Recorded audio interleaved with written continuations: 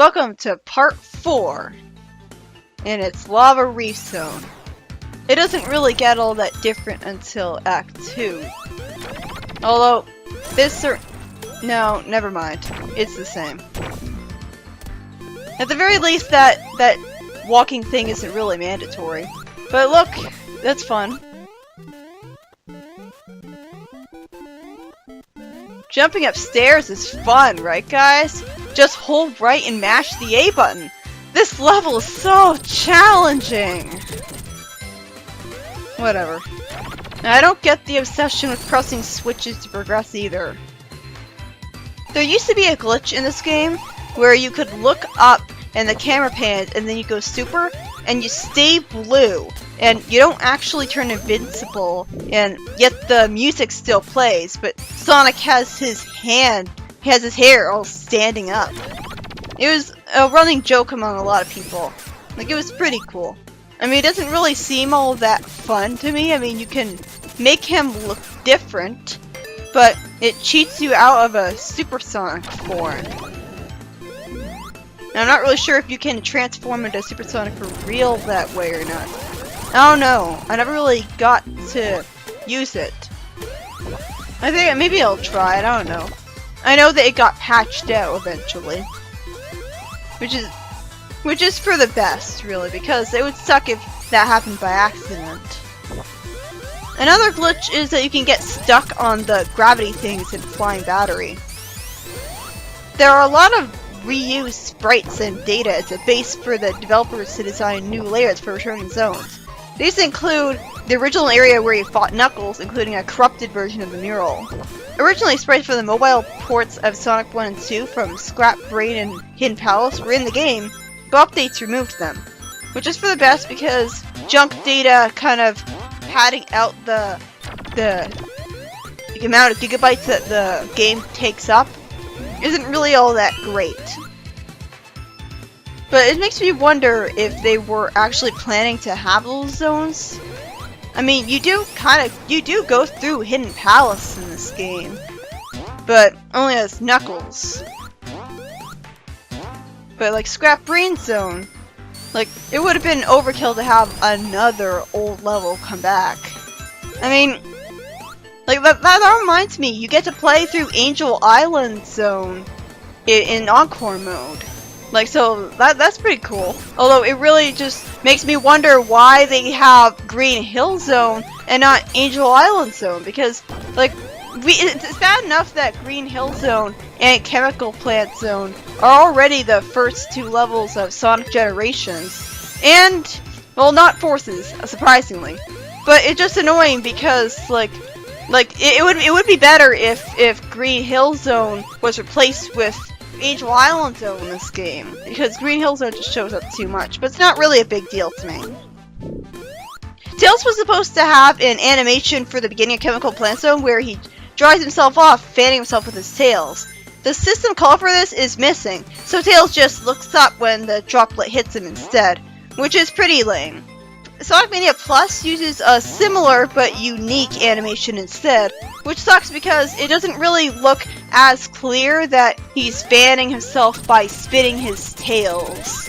So it just doesn't make as much sense. Studiopolis Act 2 was supposed to have a love tester slot machine. It randomly pairs your character with other characters, like Eggman holding a rose in his teeth, as well as Amy, Knuckles, or Tails, or even a broken heart. Sonic landing on Tails, that would be pretty awkward. It also gives a certain amount of points.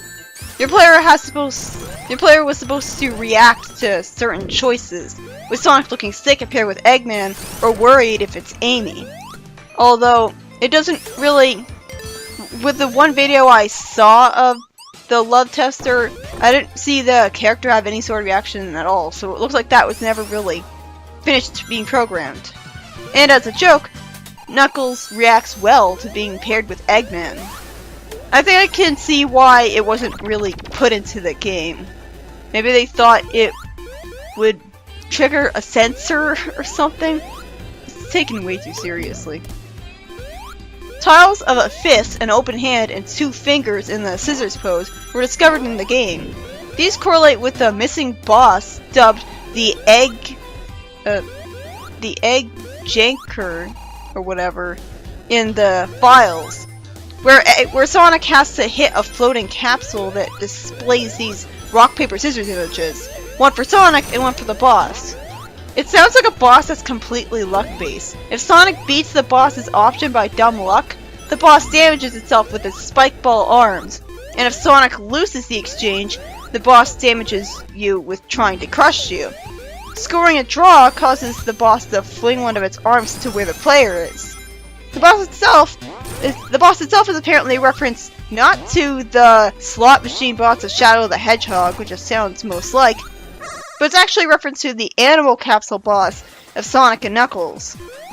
It's also a reference to the Alex Kidd series, where rock, paper, scissors is a common form of boss fight in the 2 most famous games event. Yeah, this is another pretty difficult special stage, though I'm sure it would be a lot more difficult were I not cheating. Flying Battery Zone has its fair share of unused graphics too. The Act 1 boss has graphics for its prongs lighting up when the base is changing, but in the final game, they only use 1 graphic. There's also 8 frames for the busted off choppers, but they only use 1 in the game. There's also 3 Wing Fortress Zone leftovers that might have been used in Act 2, with it being based off it. Those leftovers being turrets, panels that fly off, and a retracting platform. I didn't really notice that the level was based off Wing Fortress, though. Like, I noticed that the Cluckers belonged in Sonic 2 due to their obsession with firing projectiles out, but I didn't really notice the Wing Fortress thing. But it is pretty smart that they combine the 2 levels, because Wing Fortress and Flying Battery Zone are pretty similar to the point of easily being confused for each other.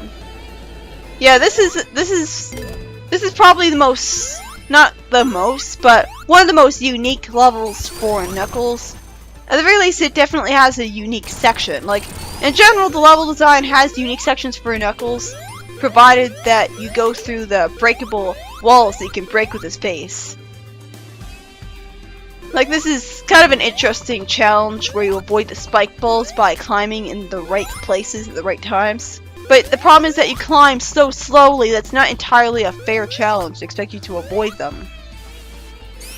Like this is some more level time to take advantage of your climbing ability. Like, that's interesting, because you really don't get a lot of that at all. One of the people who made Sonic Mania, Simon Stealth Thornley of Headcanon, is well known for his work on ROM hacks and fan games like Knuckles and Sonic 1, Project Metrix, and Sonic Megamix, as well as for proving Sonic 1 could indeed be ported well to GBA. And why can't you climb on that? Like, there's so many surfaces that you arbitrarily aren't allowed to climb on with Knuckles. So they got a really good person to work on this game. And Pagoda West Games includes members of the Sonic 2 HD project, including the game's composer, T. Lopes. I don't really see the point of remaking Sonic 2 exactly the same way it was before in HD though. Like, what's the point? Like, were they just not gonna fix anything about the game? I mean, at least it would be in widescreen, but if the camera doesn't pan out to the right to let you see more of what's ahead of you, like enemies and stuff, it's still the same game. I don't really see the point. Like, they could have been using their resources to make a brand new game. But yeah, the soundtrack of this game is mixed and mastered by Falk, who worked on the soundtracks for Sonic before and after the sequel, as well as Sonic Time Twisted. Sonic before and after the sequel soundtracks took a while for me to warm up to them, because they seem forgettable at first, but there are a lot of good songs to it actually. But ironically, I prefer the 16-bit sounding songs a lot better. He would later become a professional sound engineer and mix the soundtrack for Lightning Returns. The game's cutscene animation is by Tyson Hess, who is behind the the parody comic Hedgehog the Sonic, which I read and didn't really like it all that much, before illustrating the Sonic Mega Drive comic. One of his assistants was his own wife, the lead animator of Skullgirls, which also contains his own Sonic references, like CD Flowers. It's a lot easier to fall to your doom in this game's sky chase by drop dashing, or being supersonic. Like that's another thing, because you go so fast that you outrun the plane. I already talked about that though. Like this is obviously a part of the level where it's not very clear where I'm supposed to go.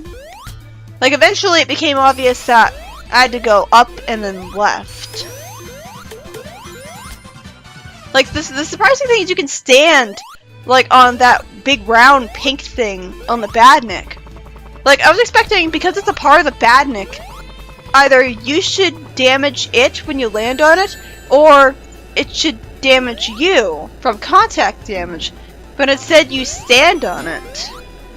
This is kind of boring waiting for the fire to stop so you can, or maybe it doesn't stop and you just have to jump over it with enough momentum. Either way, you have some more sections to the level where you're jumping upstairs. And this is really terrible level design. Like, why does he have to send you so far back? I kept mashing the A button trying to jump, but it just wouldn't let me jump. It kept sending me down the stairs. I don't see how that's good design. It's like a bad ROM hack. But yeah, the most notably different thing about this level is easily the fact that there's a bottomless pit. And a pretty long one at that too. And you have to use the glide to get over it. The problem is that it doesn't really look like it should be a pit. Like, it would be fine if when you were near the bottom of the screen, the camera was, oh yeah, like here. Actually, it is pretty obvious that, well, see, it's not obvious. By the time it became obvious because Knuckles was downer than he normally would be, it was too late. It seemed like I could go below that point and get an alternate route, or land on the floor, and that would be an alternate route. But instead, it isn't, and it just fell to my death. But yeah, like, this makes use of his gliding and climbing a lot, which is pretty good. Normally, it's just like a flight ability and stuff. And see, you do get to go through Hidden Palace Zone. Although it's not the actual fully fledged zone for the Sonic 2 port, it's just a really short, like. And see, these are the things that are supposed to be just stone replicas, super emeralds. It's just disappointing. Like, they're clearly right there. And it's weird that the Master Emerald is here, because in the intro of the game, Angel Island is landed into the ocean. So the Master Emerald shouldn't be still on the island, but it is. But yeah, that exact same weirdness with Sonic 3 too. Like, the Angel Island was crashed into the ocean even though Master Emerald hadn't been removed from Angel Island. It was actually in here the whole time. But yeah, this boss, it's like an actually fair version of the Super Metal Sonic boss that you fought as Knuckles in Sonic 3. He charges up with Master Emerald as him. But instead of going super and just moving around really fast all over the place, he just electrifies himself when he's on top of the Master Emerald. So you just jump into him and glide into him. Like, gliding into bosses is pretty useful because you don't have to build up speed and jump at them. You can just immediately jump once you land on the ground and glide at them. But of course you can't get much of a distance that way. So